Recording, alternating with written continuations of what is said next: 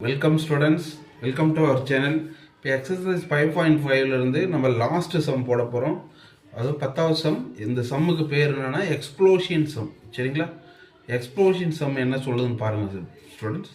அதாவது ரெண்டு டிஃப்ரெண்ட் பிளேசஸில் ஏங்கிற பாயிண்ட் இருக்குது, பிங்கிற பாயிண்ட் இருக்குது. சரிங்களா? இது ஏ, இது பி. இந்த ரெண்டு டிஃப்ரெண்ட் பாயிண்ட்ஸில் இவங்க வந்து என்ன பண்ணுறாங்க, எக்ஸ்ப்ளோஷன் சவுண்டை ஃபீல் பண்ணுறாங்க.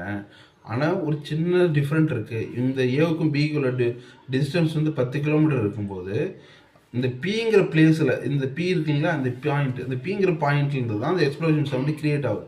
இப்போ இவங்களுக்கு வந்து எவ்வளோ டிஸ்டன்ஸில் கேட்குதுன்னா டிஃப்ரெண்ட் டைம்ஸில் கேட்குது.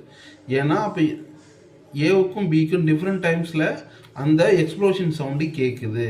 ஆனால் ஒரு கண்டிஷன் இருக்குது. என்ன கண்டிஷன்னா, இவங்க இப்போ பி வந்து 20 கிலோமீட்டர் டிஸ்டன்ஸில் அந்த எக்ஸ்ப்ளோஷன் சவுண்டை ஃபீல் பண்ணுறதுனா ஏ வந்து 14 கிலோமீட்டர் டிஸ்டன்ஸ் தான் ஃபீல் பண்ணுவார். ஏன்னா டிஃப்ரென்ஸ் வந்து, அதாவது எப்போவுமே பியோட க்ளோஸராக அந்த சவுண்டு யாருக்கு கேட்கும், 6 கிலோமீட்டர் டிஸ்டன்ஸில் க்ளோசர் டு 6 கிலோமீட்டர் டிஸ்டன்ஸ். சரிங்களா?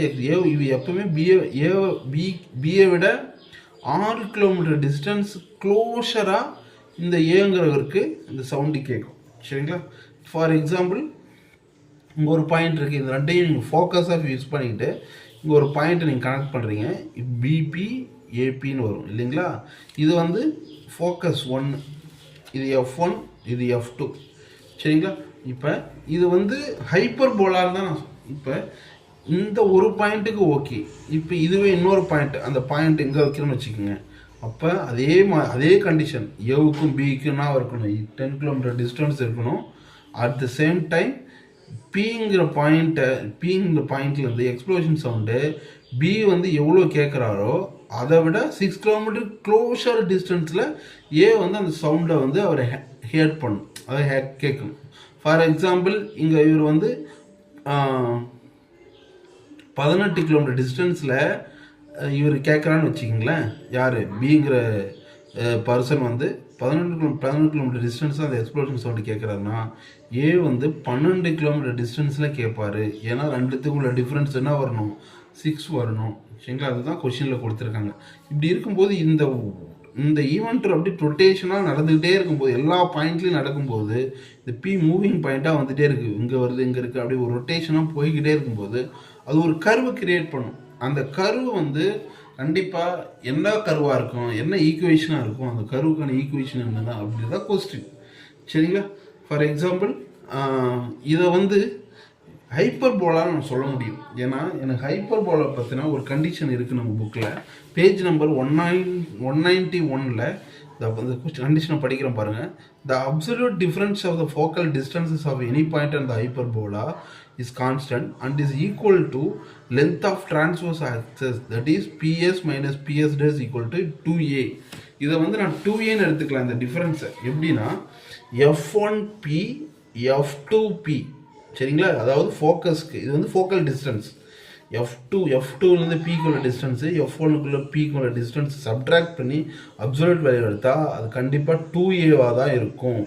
2Aன்றது டிரான்ஸ்வர்ஸ் ஆக்சிஸோட லென்த்து. ஏன்னா ஹைப்பர் போலாவுக்கு நம்ம டிரான்ஸ்வர்ஸ் ஆக்சிஸ் தான் பேசுவோம்.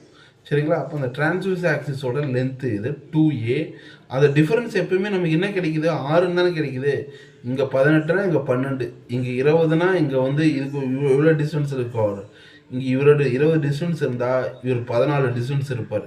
இவர் 25 டிஸ்டன்ஸ் இருந்தால் இங்கே இவர் 19 டிஸ்டன்ஸில் இருப்பார்.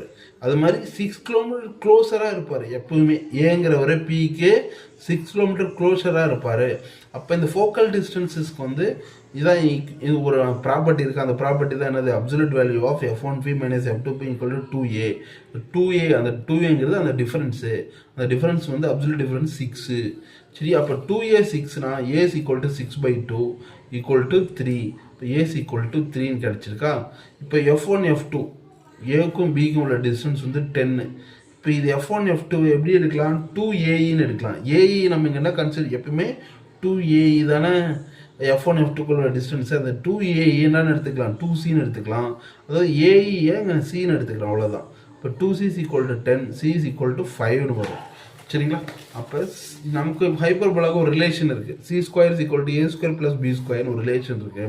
சிங்கிறது ஏஇ. அப்போ சியோட வேல்யூ ஆல்ரெடி 5 கண்டுபிடிச்சி வச்சுருக்கோம். இப்போ C square 25, A square 9, B square அப்படியே வச்சுக்கோங்க. இப்போ பி ஸ்கொயரோட வேல்யூ 16ன்னு கிடைக்கும். இதிலிருந்து ஈக்குவேஷன் ஆஃப் ஹைப்பர்போலா கன்ஸ்ட்ரக்ட் பண்ணால் X square by A square minus Y square by B square equal to 1. X square A ஸ்கொயர்னா 9, பி ஸ்கொயர்னா 16. அப்போ X square by 9 minus Y square by 16 equal to 1. இதுதான் equation of hyperbola. சரிங்களா?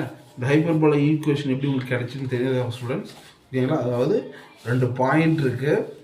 ஏ இப்படி திரும்பவும் சொல்கிறேன் பாருங்கள், 2 பாயிண்ட் இருக்குது. அந்த பாயிண்டோட டிஸ்டன்ஸ் வந்து 10 கிலோமீட்டர். இப்போ ஏதோ ஒரு பிங்கிற பாயிண்ட்லேருந்து பியும் ஏவுக்கும் டிஃப்ரெண்ட் டைமில் எக்ஸ்ப்ளோஷன் சவுண்டு கேட்குறாங்க. அந்த எக்ஸ்ப்ளோஷன் சவுண்டுக்குள்ள ரிலேஷன் என்னன்னா, எப்பவுமே பியை விட ஏ 6 கிலோமீட்டர் க்ளோஷரில் அந்த சவுண்டு அவருக்கு ரீச் ஆகுது. 6 கிலோமீட்டர் க்ளோஷரில் அந்த எக்ஸ்ப்ளோஷன் சவுண்டு நடக்கிற இடத்துல வந்து எப்பவுமே இவர் பியை விட 6 கிலோமீட்டர் க்ளோஷரில் இருக்கார். அதாவது இவர் 20 கிலோமீட்டர் டிஸ்டன்ஸில் இருக்கும்போது இவர் 14 கிலோமீட்டர் டிஸ்டன்ஸில் இருந்தே அவர் வந்து அந்த எக்ஸ்ப்ளோஷன் சவுண்டை கேட்டுருது அவருக்கு. சரிங்களா? அப்போ அந்த ப்ராப்பர்ட்டி யூஸ் பண்ணி F1P மைனஸ் F2P இந்த ப்ராப்பர்ட்டி யூஸ் பண்ணி 2Aன்னு ஃபிக்ஸ் பண்ணிக்கிட்டு 6 கொண்டு வந்து நம்ம ப்ராப்ளத்தை சால்வ் பண்ணணும். ஓகே ஸ்டூடெண்ட்ஸ், டவுட்னா கமெண்ட்ஸில் ரைட் பண்ணுங்கள். கண்டிப்பாக நான் உங்களுக்கு ரெஸ்பான்ஸ் பண்ணுறேன். இதோட நம்ம எக்ஸசைஸ் 5.5 முடிச்சிட்டோம் ஸ்டூடெண்ட்ஸ். அதால் திரும்ப அடுத்து என்ன கண்டிப்பாக ஒரு இம்பார்ட்டண்டான டாபிக் எடுத்து நான் உங்களுக்கு வீடியோ போடுறேன். அதோட ஸ்டூடெண்ட்ஸ் நம்ம வீடியோவை சப்ஸ்கிரைப் பண்ணுங்கள், ஷேர் பண்ணுங்கள், லைக் பண்ணுங்கள். Thank you students.